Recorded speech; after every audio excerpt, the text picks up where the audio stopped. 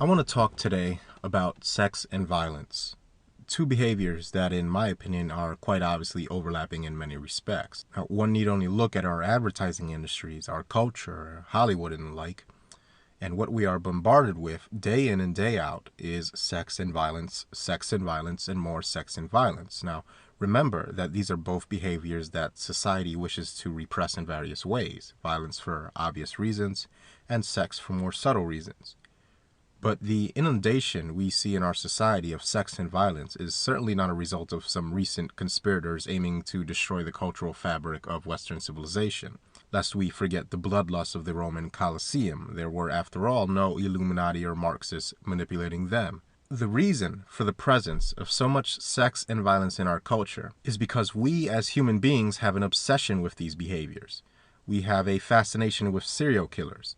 We have a fascination with sex symbols. And quite often, our obsession between these two archetypes are blurred and melded together to the point that we can't distinguish between the two. And the reason for this is because both sex and violence are to some degree inextricably linked in the human brain. I'm convinced of it, and I believe that this statement will be validated as we gain further understandings of the human brain. Much like breathing is voluntary and involuntary simultaneously.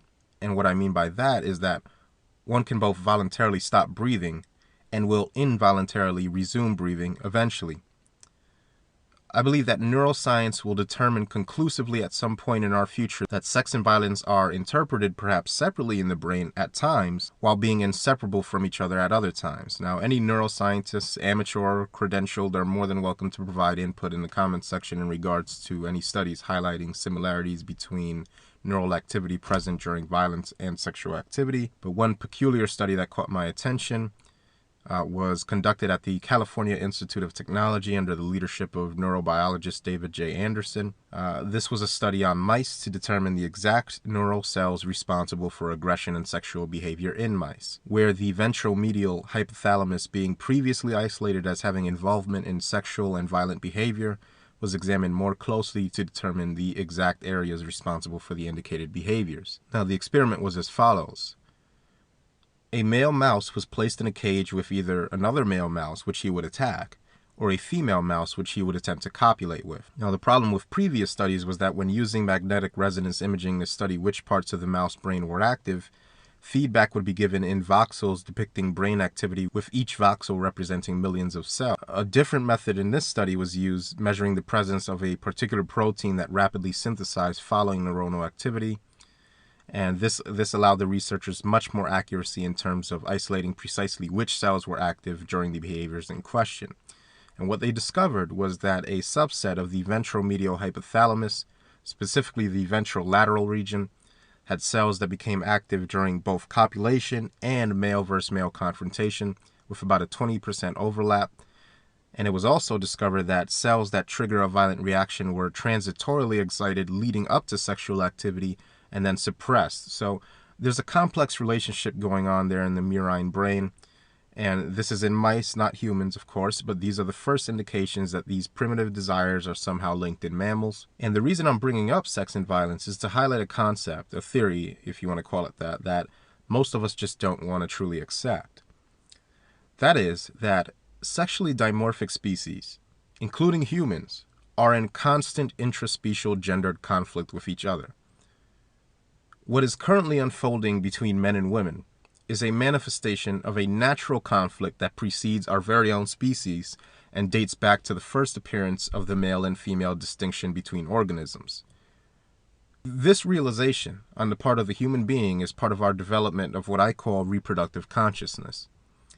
What do I mean by that? Let's ask ourselves, when did human beings first make the correlation, not on an instinctual level, but the actual correlation between reproduction and sex?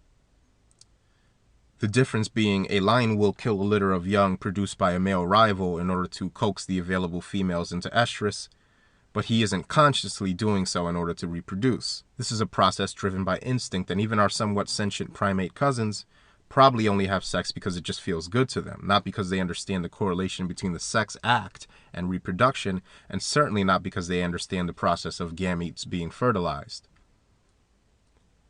It is human cognition only that has achieved reproductive consciousness, which I define as the act of being conscious of one's own method of reproduction in the biochemical and physiological sense.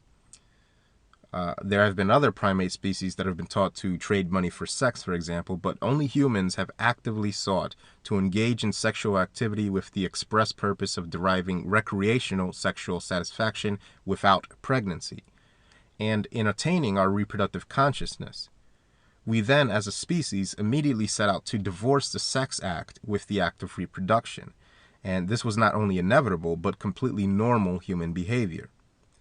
We can go back thousands of years, all the way back to the ancient Egyptians, and discover historical artifacts like the, and I don't know if I'm pronouncing this correctly, the Kahun Gynaecological Papyrus, which gives instructions on various methods of contraception, and every great civilization since has attempted to devise methods of controlling fertility. The Greeks and Romans used Queen Anne's lace as a contraceptive, as well as silphium to induce menstrual discharge. Now, in achieving our reproductive consciousness as a species, it was only a matter of time before we also discovered a transactional and adversarial quality surrounding our reproduction, befitting exactly what one would expect from a sentient, sexually dimorphous, intelligent ape. The more control we gain over our reproduction as a species, the more we ameliorate the necessity of this conflict characteristic to sexually dimorphic species. What I'm attempting to describe here illustrates a hard truth that humanity must accept if it ever is to progress. That is, that it is extremely difficult, perhaps impossible, for men and women to ever act in synergy and unison with each other. It's only probable that we can work in cooperative mutual exploitation. The age-old term battle of the sexes arose for a reason. We are not and never will be partners. We are adversaries that are placed in a constant tug-of-war that exists for the purposes of replicating our species. Individual men and women rise above this and find commonality where they can. But our species, male humans and female humans, are pitted in a ruthless, unfeeling, calculating game of natural usury against each other, and the sobering reality for a sentient ape capable of developing alternative means of reproduction is that this gender competition is winnable, meaning one gender can actually conclusively lose, permanently. Now, it is within this context of potentially beneficial but adversarial gender mutual exploitation of the sexually dimorphous human ape that we can explain, outside of the distractions of gender politics on the periphery of this conflict, we can explain a great many human sexual behaviors, particularly the various forms of sexual taboo inherent to human sexuality. But let me first discuss further the nature of this adversarial posturing occurring between the male and female of our species. Now, the human female is jealous of the fact that men are, let's face it, endowed with a better ability to divorce logic and emotion, a better ability to understand complexity, superior strength, and the ability to enforce his will and desire on the environment around him. The male, on the other hand, is jealous of one thing, her sexual power, her reproductive endowment. This is the genesis of the rape and domination fantasy that's so prevalent and popular amongst men and women. The breaking of the rape taboo in the context of the reenactment of rape within the setting of a consensual sexual fantasy is an expression of our attraction and repulsion to the opposite sex. The man, no matter how suave and smooth he may think himself, must at some point place himself at the mercy of the approval of a woman. She decides to allow him access to her. Him, the creature that split the atom. And yet here he is at the whim of some woman, at the mercy of her validation. He hates her for this, and he loves her for this. At least neurochemically speaking, he does. During the sex act, however, the man can quell his rage. He can grab her by the neck. He can, pound her into submission, pull her hair. He can handcuff her, whatever. I mean, she can't even deny that she likes it. During the rape fantasy, she has her power taken from her, simultaneously by force and willingly. This reproductive power is a power she undeniably inherently possesses and feels unworthy of having. She wants you, the man, to take her sexual power away from her, albeit temporarily. You see, in the haze of sexual euphoria, it's yours for the taking. In the civil capacity, she wishes to wield this sexual power with absolute authority and impunity. It is, after all, the single source of power from which she derives her sustenance. Of course, men will only be given access to it during sexual revelry. It's like knowing that francium-215 could possibly have amazing and unique chemical properties and trying to study it during its 8 nanosecond half-life. And it's with that said that I want to briefly talk about a book called My Secret Garden, Women's Sexual Fantasies, written by Nancy Friday, which is a collection of fantasies shared by anonymous women that we can use to gain valuable insight into how the sexual fantasies of the female tie into this conflict dynamic of the sexually dimorphous human ape. Now, I found the excerpts on the rape fantasy bears mentioning here. The rape and domination excerpts follow a predictable pattern, which is a loophole around female sexual guilt and the demotion of the men involved to the role of sexual animal, all revolving around a power exchange involving the man taking female sexual power away from the women. Friday writes herself of the rape fantasy, quote, "Rape does for a woman's sexual fantasy what the first martini does for her in reality. Both relieve her of responsibility and guilt by putting herself in the hands of her fantasy assailant. By making him an assailant, she gets him to do what she wants him to do, while seeming to be forced to do what he wants. Both ways she wins, and all the while she's blameless, at the mercy of a force stronger than herself. The pain she may suffer, the bruises and indignity are the necessary price she pays for getting the kind of guiltless pleasure she may be unable to face or find in reality." End quote. Now this elucidates succinctly the method by which females passively express their agency, with an emphasis on the expertise with which they weave all manner of plausible deniability in regards to her indulgence in what she or society has informed her to be taboo behavior. This line in particular bears repeating. Quote, "By putting herself in the hands of her fantasy assailant, by making him an assailant, she gets him to do what she wants him to do, while seeming to be forced to do what he wants." This, gentlemen, cannot be emphasized enough. This is the dynamic by which women achieve lighter sentences for crimes ranging from petty theft to the most brutal psychopathic murders. This is how they compel men to employ violence by proxy on their behalf. This mentality, coupled with their biological neoteny, allows them to wield tremendous power over men, while putting the blame for any misuse of that power squarely back on the shoulders of men. It's imperative that we understand this. Now, this is written from the perspective of a white woman, the racial fantasy being directed at black men in this case. And I love that this particular fantasy is mentioned because it provides to us a glimpse into how gynocentric thought so often intermingles with racism. Now, let's first take a look at what's written by the author, and please excuse the sexually explicit language, but we're all adults here and this needs to be explored. Friday states, quote, "The black man is cut out for sexual fantasy. Everything about him, real and imagined, throws fuel on the fire. He's forbidden because of his color. His cock has been endowed with mythic proportions, and the story's been around for years that his expertise at fucking comes close to black magic." End quote. Now, intelligent black men, don't be fooled by this disingenuous sycophant. Women like this do not, listen to me, women like this do not see you as human beings. They see you as a kind of intermediary between a sexual tool of violence and an animalistic monkey. And understand that this is thinly veiled, racist gynocentrism disguised as flattery. Don't let your need for female validation disguise the fact that women such as these are some of the most vile racists around, and even, I dare say, the progenitors of the modern American false rape accusation that white and black women and women of all races wield against men today of all racial groups with legal impunity. Their sexual preference for you, intelligent black man, if you're listening, is inextricable from their inability to perceive you as a viable human being, and their desire for you is rooted in their racial daddy issues. Now, what do I mean by this? Well, again, I make the claim that women see men as either automatons or authority figures, or both, but never, ever as human beings. They base their entire existence relative to what men are doing to them. Men are the doers, they are the reactors.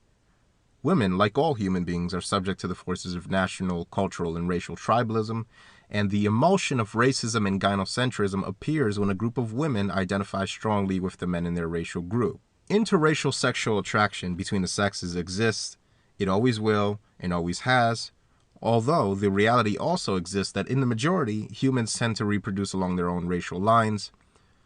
So the optimal scenario would be a society that does not discourage or encourage interracial reproduction, but allows it to exist at the natural frequency that it appears in society. Instead, what we tend to do is to place a taboo on this behavior, and women then perceive the breaking of this taboo as a way to get back at the men who they identify racially with, whom they resent for placing these restrictions on their sexuality, or at least they perceive as placing those restrictions on their sexuality. It's essentially a form of getting back at daddy with the bad boy.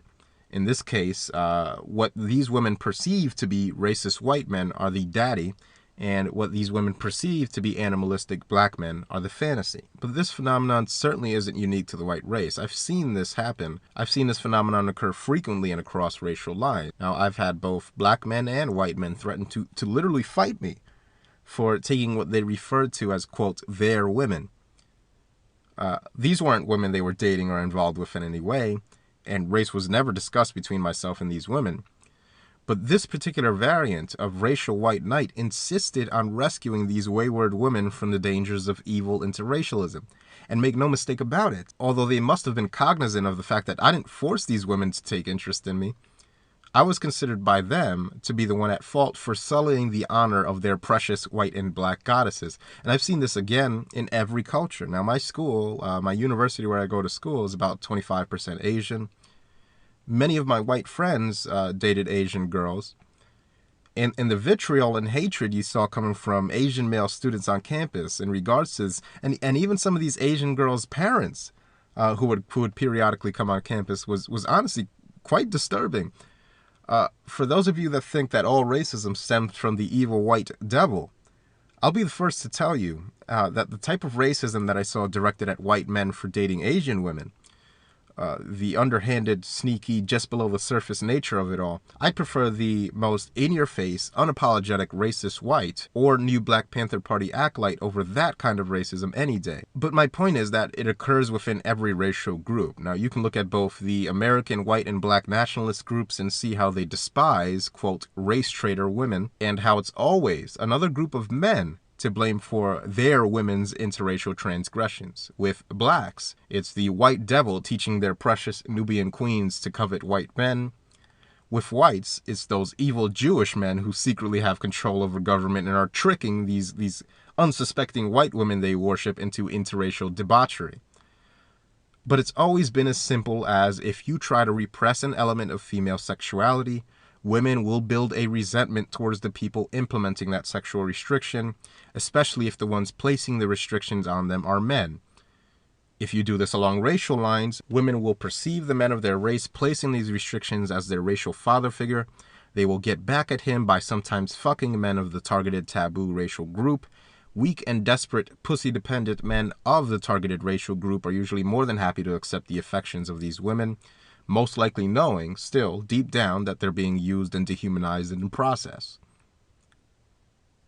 I want to reiterate again that there's absolutely nothing wrong with two people of different races having sexual attractions to each other and acting on that, but I highlight this in order to understand the nuanced way racism, gynocentrism, and misandry all interconnect with each other and how it all surrounds the cultural and racial taboos we place on female and male sexuality. This My Secret Garden excerpt elucidates this phenomena from the perspective of white women that have most likely grown up with a constant potentiation of the racial tribalism inherent to all humans, towards the archetype of the stereotype of the black male rapist. Now, Friday continues in her description of this racist sexual taboo, and the PDF to this is all in the description box just in case you want to read this book for yourself. It's pretty fascinating. She says, quote, "All black people are promiscuous, white people think. They're always fucking or they're about to.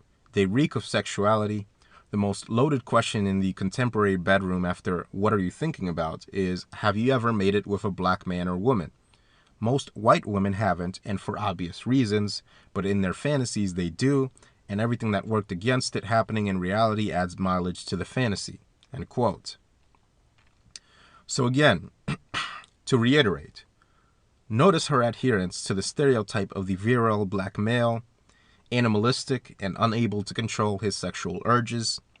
Intelligent, individualist-minded black men will see this for exactly what it is: male disposability and dehumanization, tinged with a dash of racism for good measure. And again, notice that these female fantasies follow patterns of temporary power exchange and surrender.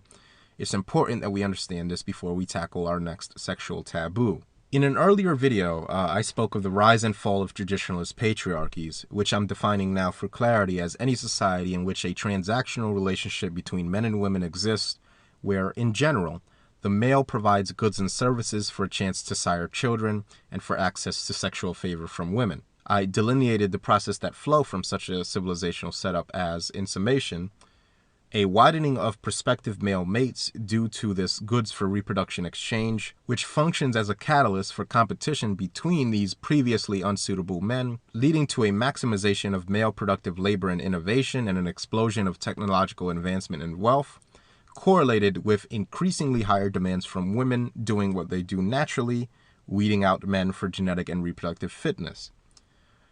This process, which I call hypergamy reassertion, leads to a point where, naturally, only the top percentage of these previously unsuitable prospective candidates for breeding are eventually acceptable to women.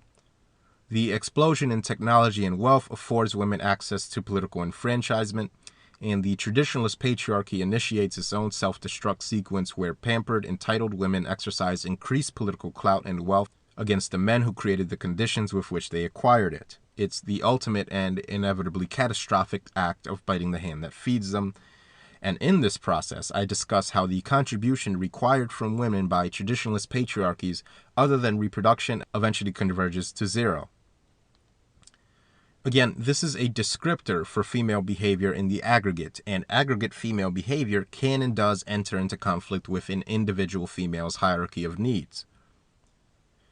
A female prostitute, traditionally of the streetwalker variety, puts a price on sex. She puts a fixed price on sex, and a cheap one at that. She acts in direct contradiction to unrestrained inflation of the price of female sexual favor. Now, one would think, according to my theory, that feminism is unlimited ravenous female advocacy. One would think that feminists, seeing the overwhelming evidence that women who sell sex legally and indoors are safer, higher paid, less diseased, and less drug-addicted than their streetwalker counterparts, when in the context of decriminalized or legalized regulated prostitution. But one would think feminists would join in advocating for decriminalized or legalized prostitution. It sounds counterintuitive, but there are several key factors at play here. If decriminalized and destigmatized prostitution were to become widespread, the price of sexual favor that is normally, according to the forces of female hypergamy, dictated as a function of the financial capabilities of the men living amongst a given population of women, and not by normal market forces, then an artificially high, lower limit for sexual commodities cannot be maintained, and an infinite price for access to sexual favor limited only by how much wealth men are willing to generate for women cannot be maintained. This is the reason why there are certain women in the world, both presently and historically, women not significantly different from women in any other part of the world, whose husbands will deplete small fortunes to please them. We can take Mumtaz Mahal, for example, the woman for whom the Taj Mahal was built for. This woman, adorned in her pearls and gilded necklaces, could be dropped in a less affluent or even poverty-stricken part of the world where her feminine wares wouldn't even fetch her a meal for the night. But a rich enough man decided to erect an entire palace in her honor. And as such, feminists and their facilitators, women, exact a punishment. A punishment must be exacted for women who put a ceiling on the price of pussy. Now, on the part of women, this is subconscious. On the part of feminists, this is targeted. Again, pussy is a relative commodity. It doesn't have a general price like a bushel of corn or a barrel of oil. Pussy and its value is measured relative only to the amount of wealth prospective males around the woman intent on peddling their product are able and willing to pay for it. And knowing this, feminists, whom exist for the sole purpose of garnering as much advantage for the female sex as possible, cannot afford to allow free market prostitution. What they do want is criminalized prostitution, where women of the streetwalker variety are allowed to experience the type of disposability that is normally reserved for the male of the human species. I suppose the fact that feminists are just fine with a marginalized and criminalized, unregulated prostitution industry on the fringes of society, where a woman can disappear into a car, never to be seen again until she's found in a dumpster somewhere. This being one of the few instances where our society tolerates female disposability. A society, mind you, who expects men to voluntarily die for women. I suppose that to feminists and the vast hordes of everyday average women who vote to keep prostitution illegal, that this is what they deem an appropriate punishment for women that would threaten to open up sex to the unrelenting pressure of free market forces where a fixed price can be ascertained. Perhaps they're scared of the possibility that the commodity women are selling, i.e. pussy, isn't quite as valuable as women and feminists would have men believe, which requires me to repeat what is really being suppressed here. Decriminalized prostitution isn't being suppressed. Decriminalized and destigmatized prostitution is being suppressed. The distinction is to be found in the realization that taboo is often a much more effective influencing factor on human behavior than the laws of the land are. The process by which the reaction of others spoils normal identity. Stigma has been previously defined in such a manner, and we need to understand that the various stigmas surrounding prostitution exist as a means of repressing normal male and female development. Now, let's talk about men. Men have this basic desire for sex with multiple women even. Now, up until contraceptives were developed, it made sense to repress the urge for male polygamy because a man could only take care of so many children. Risking sex with various women meant he ran the risk of impregnating multiple women and spawning multiple children he couldn't realistically provide for. Thus, taboos were put into place. And some of these taboos can in fact be much stronger than any legal guideline in place. Now, let's take, for example, the taboo of hitting a woman. What allows a man in a society where technically the law states one can physically defend him or herself from an unprovoked physical attack? What compels a man to allow a woman to punch him or kick him or even to spit in his face without hitting back? What compels him not to strike her when he would surely do so if his assailant were male? This is not pacifism but an adherence to a taboo that supersedes legal etiquette. The taboo is stronger than the law and is a stronger motivator of human behavior than the law. Now, some men don't strike a female assailant back for fear of being legally penalized for doing so, but this only further highlights the power of taboo, since the legal double standard wouldn't exist without the "it's never acceptable to hit a woman" taboo in the first place. So this is why I emphasize that decriminalized and destigmatized prostitution must be achieved to pose a threat to unlimited hypergamous female instinct. These societal taboos put in place are the ones that must be melted away, since quite clearly, if one is willing to just look around, they can see that our entire civilization is built around prostitution. What is the marital contract if not an exchange of goods for sexual services and reproductive extensions of female sexual goods? Our entire society is one giant prostitution ring dolled up in the mythos of romantic love and other fictions that appeal to a biologically ordained gynocentric religion. Civilization is an organized prostitution racket, and this racket is so ingrained into civilization and our very own biological makeup that we've accepted it and repressed it as an inconvenient truth that cannot be mentioned. Now, when I said that civilization, that the male and female love bond is nothing but glamorized prostitution, most of you, or at least some of you, felt a fleeting, almost subconscious hatred and revulsion toward my voice. For a split second, you hated me. And that's normal. Remember that men going their own way is an uphill fight against preconditions instilled in our psyche so long ago that we couldn't possibly delete it from any instantaneous reaction concerning these matters. Embrace this, recalibrate, and understand that what you felt is the equivalent of that feeling that you have to force yourself to shake whenever a good-looking female teacher is convicted of fucking one of her students.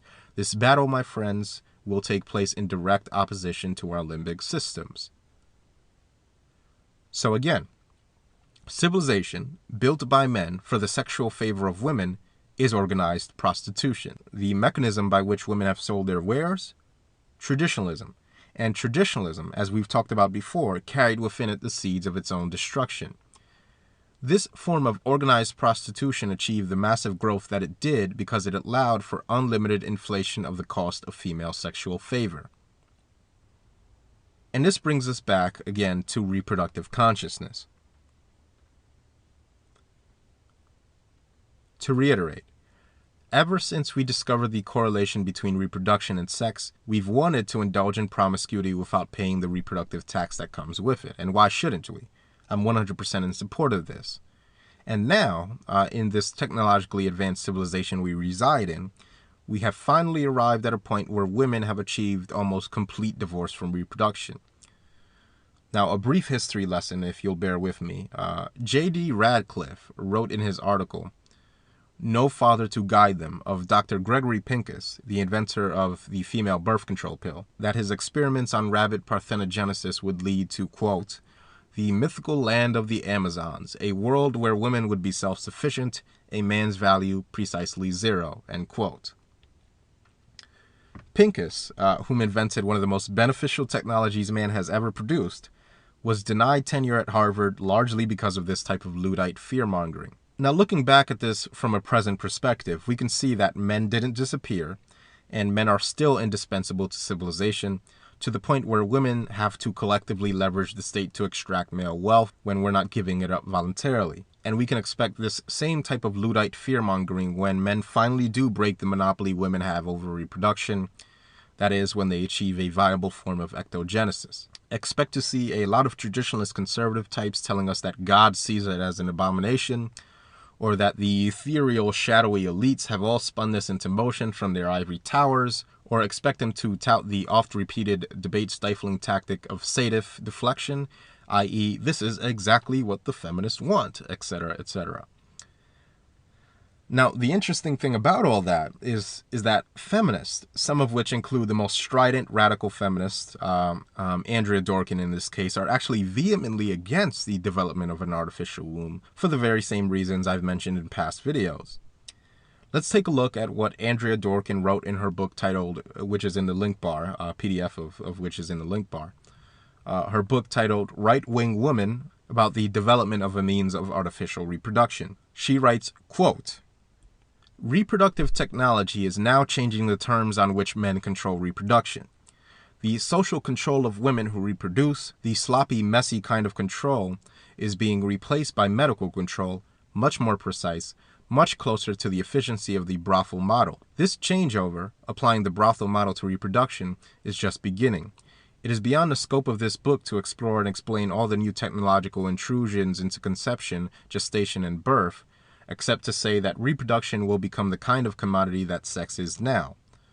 Artificial insemination, in vitro fertilization, sex selection, genetic engineering, fetal monitoring, artificial wombs that keep the fetus alive outside of the mother's body, fetal surgery, embryo transplants, and eventual cloning, all these reproductive intrusions make the womb the province of the doctor, not the woman. All make the womb extractable from the woman as a whole person in the same way the vagina or sex is now. Some make the womb extraneous altogether or eventually extraneous. All make reproduction controllable by men on a scale heretofore unimaginable. The issue is not the particular innovation itself, whether it is intrinsically good or bad. The issue is how it will be used in a system in which women are sexual and reproductive commodities already, exploited with lives that are worthless when not serving a specific sexual or reproductive purpose. And later on down in the paragraph, she continues by saying, quote, the ideology of male control of reproduction will stay what it is. The hatred of women will stay what it is. What will change will be the means of expressing both the ideology and the hatred. The means will give conception, gestation, and birth over to men eventually. The whole process of the creation of life will be in their hands. The new means will enable men at last, really, to have women for sex and women for reproduction, both controlled with sadistic precision by men. End quote. Amazing. Now, you see, radical feminists like dworkin actually understand feminism quite well, a lot better than a lot of these so-called MRAs do. They have no pretenses. They jealously guard female power whilst using a victim narrative to move on male power. This is a power struggle, and feminism is designed, as I've said so many times, as a perpetual female advocacy machine dedicated towards increasing female power perpetually. And this is why the prospect of men obtaining an alternative method of reproduction scares her. She knows, clearly, that the power to reproduce is an immense power, and a tactician such as myself understands that it must be obtained eventually. You see, I'm not going to waste a second of my time debating with feminists, and women, and I'm not wasting a second of my time on some college campus arguing with feminists or women in their white knights. Again, there is to be no cooperation between men and women, only mutual exploitation befitting exactly what one would expect from a sexually dimorphic sentient creature where the female operates as a genetic filter for the male. Now, I'm not saying, again, that there's anything wrong with mutual exploitation. I'm just saying that we should never dress it up as cooperation, and we should certainly be cognizant that a sentient ape such as ourselves could and will invent himself out of this power struggle. It's a bit like saying that the human species was never meant to invent bombs that could potentially lead to our own extinction, when in fact, we were meant to do precisely that. And why? Well, because we've done it. Because a natural path of human evolution led us there. You see, that's the beauty of the whole thing. Humanity isn't meant to do anything other than what it is we do. So I put forth the idea that I would rather live in a world where men have as much say over who reproduces as women do.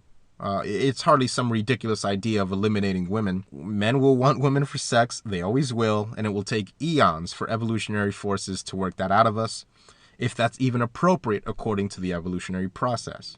But if you look around closely at what happens when women have control, and I mean complete control over reproduction, and when men have control over it, one, where women have control, leads to stagnation, desperation, violence, and ruin for both men and women, and the other leads to the stars, to less disease, to wealth and prosperity. Now, you'll notice that women and the men that serve them will default to when I bring these things up. He just can't get laid or, some other nonsense. But what this is about is the fact that the human species should ask themselves whether or not women have earned the right, now that it is within our capabilities to match their power, but whether or not they have earned the right to a continued place as sole gatekeepers of our species' procreative ability. Now, this may sound like escapism or science fiction or whatever to you, but if you look at it fairly and honestly, what you'll conclude is that this is merely an extrapolation of what men are yearning for in their desire for a safe and effective male birth control pill. Now, we should ask ourselves, why exactly do we want male birth control? Well, because you've heard the stories or perhaps even fell victim to some female forcing you into fatherhood. And how does she do this? She found a way to use your consent to sex to force you into a fatherhood situation that you did not consent to. And I've provided to you in previous videos the statistic of over half of U.S. pregnancies being unplanned. Half. Now, this constitutes an absolutely massive number of births. And we all know that a whole lot of this was planned, unplanned pregnancy on behalf of the female. And on top of this, we deal with women in an age of multiple countermeasures against pregnancy for women who still shamelessly get pregnant and vote, then go and vote to requisition male wealth for their offspring via the welfare system, to the detriment of society as a whole. So you want a male pill because it is plain to see that women are abusing their reproductive power and getting away with it, and men are losing decades of hard work in their children in the process. Now, can you provide to me, then, a good reason that doesn't come out of some Huxleyan conspiracy book on why men shouldn't get to inventing a means of reproduction that women have no sway over? I'm all ears if it isn't some nonsense about the government using it to usher in a new world order, because while you're at it, we should then ban genetic engineering, neonatology, gene therapy, nanotechnology, and bioengineering, and a host of other technologies with a myriad of beneficial applications that the government could one day hypothetically use nefariously against us. As a matter of fact, the government uses guns to control and murder its citizenry every day, and has been doing so since their invention, but the invention of guns didn't lead to any of these Luddite conspiracy theories, and we've managed still to maintain a working civilization despite this. Now, this, of course, is all very far into the future, but I'm a man of vision, and the topic intrigues me, so I appreciate your listening to my lofty conjecture. But now, we'll talk instead for a while about recent examples of how feminists are consciously aware of this battle of human sexual dimorphism and how women at large instinctively acknowledge it. The pathologization of the heterosexual male sex drive manifests itself within the drive to regulate and curtail pornography, in terms specifically of rape porn, a form of porn that both men and women enjoy and demand. Particularly, groups such as feminists and traditionalist religious groups frame the proliferation of this type of porn not as a natural response to what men and women both wish to consume, but as a deviant manifestation of male sexuality only. At least that's how it's framed. The fact is that this aspect of male sexuality exists dualistically with the female predilection for the same rape fantasy as explained earlier in terms of power exchange and sexually dimorphic gendered antagonism. One need only look at this My Secret Garden book mentioned earlier, and books like 50 Shades of Grey, which depict graphic scenes of simulated rape and bondage, and which women consume en masse. And yet we see a targeted focus on only internet porn taking shape immediately coinciding with the advent of this technology. This effort is widespread and sustained even by influential political interests, the most recent attempt of which was spearheaded by the UK's David Cameron, who is proposing that internet providers be obligated to provide, according to the article referenced here, which is in the description box, a, quote, unavoidable choice as to whether or not they would disable default filters designed to filter out porn.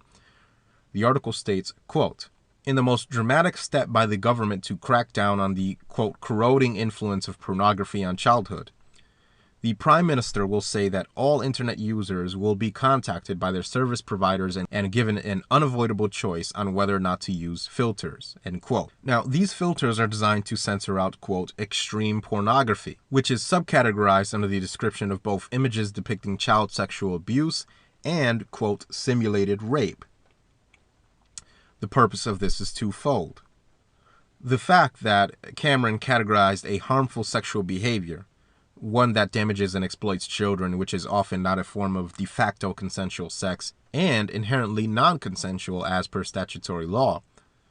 The fact that he categorized this with a completely consensual rape simulation, that is a natural part of human nature as per the above described sexual dimorphism dynamic, is a clear attempt to criminalize a form of sexual expression that he is either misinformed about or openly hostile to.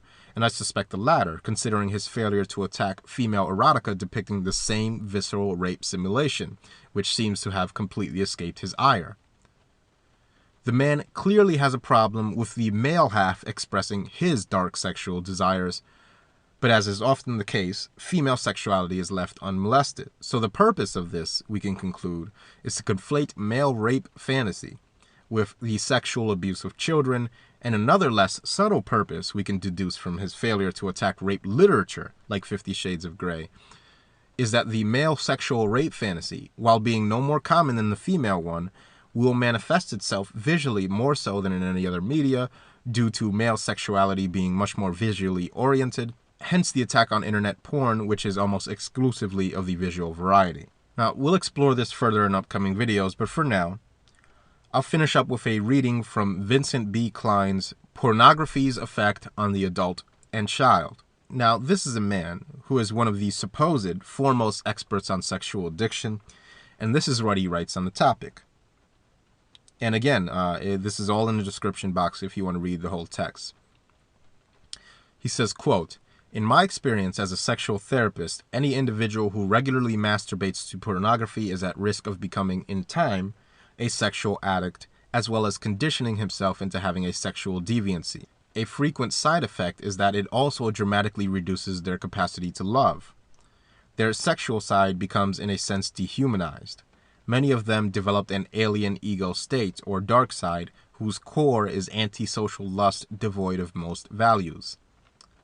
It makes no difference if one is an eminent physician, attorney, minister, athlete, corporate executive, college president, unskilled laborer, or an average 15-year-old boy. All can be conditioned into deviancy. The process of masturbatory conditioning is inexorable and does not spontaneously remiss. The course of this illness may be slow and is nearly always hidden from view. It is usually a secret part of the man's life, and like a cancer, it keeps growing and spreading.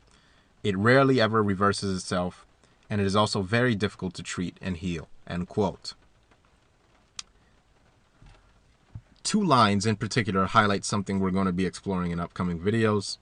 I'll reiterate, quote, in my experience as a sexual therapy, any individual who regularly masturbates to pornography is at risk of becoming in time a sexual addict, as well as conditioning himself into having a sexual deviancy, end quote, and, quote, it makes no difference if one is an eminent physician, attorney, minister, athlete, corporate executive, college president, unskilled laborer, or an average 15-year-old boy.